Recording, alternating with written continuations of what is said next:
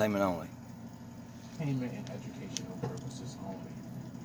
I was an FBI agent from December 10, 1951 until I retired March the 30th, 1979. At the time of my retirement, I was in charge of most of Southern California. I had over 700 personnel under my command, budget of $22.5 million. I had 16 offices that I was responsible for. I had a fantastic career.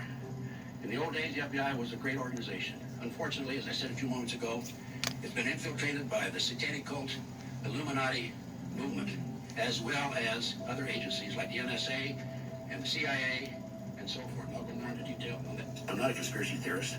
I'm a conspiracy realist. There is a conspiracy.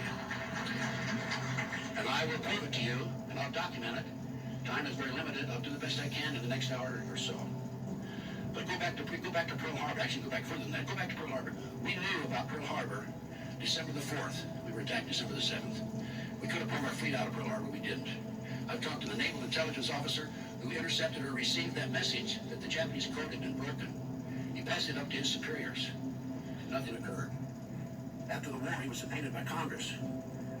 His superior in the Navy said, don't worry about it. Don't go to the hearing. He didn't. Never heard anything more about it. Jack Kennedy assassination, it's well documented. He was murdered by the mob of Chicago, Sam Giancana's group, and also by the CIA. Jack was going to revamp the CIA. He made his personal goals and aims public to within his circles, of course, and he was going to make some major changes. Also, he had withheld and aborted the invasion of Cuba, which upset some individuals. I recently learned that a fellow named I.B. Hale, who was an All-American football player, Texas Christian, was ordered and was involved. He was an FBI agent at the time, in changing the parade route of the Jack Kennedy group that day. I have information that the night before the Kennedy assassination, there was a secret meeting at the Clinton Murchison home, Murchison being an oil man. Those in that meeting included Lyndon Baines Johnson, and I'm sorry to say, and I regret that I know this is true because I've personally documented. I've talked to people who know that this is true. J. Edgar Hoover was there.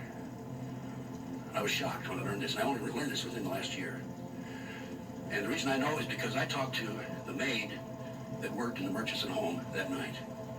And when Lyndon Johnson came out of that meeting, he said to his girlfriend, Margaret Brown, who wrote a book about this, and I used to have a radio talk show in 97, 98, and I had her on my radio talk show. She said that Johnson told her, after tomorrow, we don't have to worry about that SOB Kennedy. Bobby Kennedy, shot in the kitchen, the Ambassador Hotel, Los Angeles.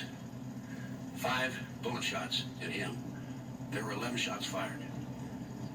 There were shot supposedly by Saran, and I'm sure he was. Saran was part of it. But Saran's gun would only hold 8 bullets. There were extra bullets in the wall and in the hall and in the door. Covered up. Ruby Ridge, we all know about. We had Waco. It's kind of interesting because we know Posse Comitatus. It's against the law for the federal government to use military against civilian personnel, violation of the law. Yet they brought military personnel in. And it's kind of interesting because I know those of you who have looked at the the Waco case, realize that there were 4 BATF agents who were killed in Waco. All 4 of those agents, in my research, took headshots. How many military men do we have out there? Raise your hand. What does that indicate to you? Sniper, right? They were shot by snipers. 4 headshots for 4 BATF agents. One of the headshots went from above down in through his lips and down into his body from above. There was a helicopter there by the government. Further research established that those 4 BATF agents at one time were bodyguards for Bill Clinton.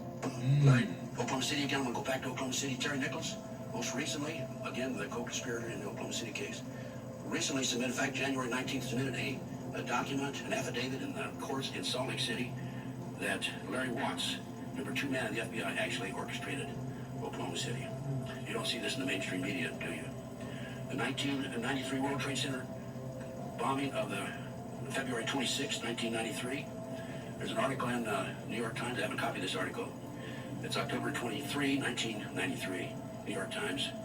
And it states that the FBI had been informing him on the terrorists, Saddam, and he was commissioned by the terrorists to put the bomb together. He went to his FBI handler, supervisor, told him he was the one to put the bomb together. He'd been commissioned by the terrorists.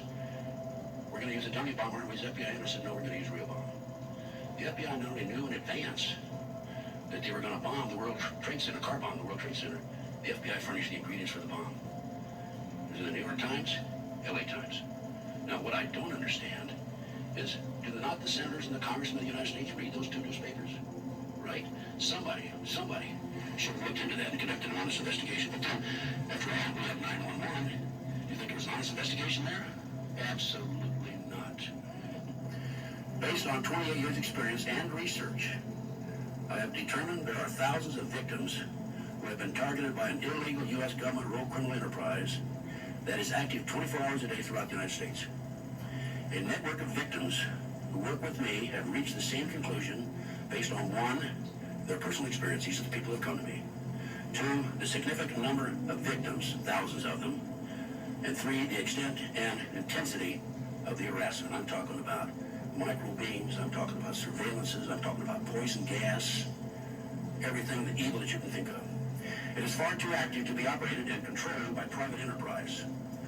Private enterprise goals are to achieve financial gain. These operations require extensive financing to operate with no return on the investment.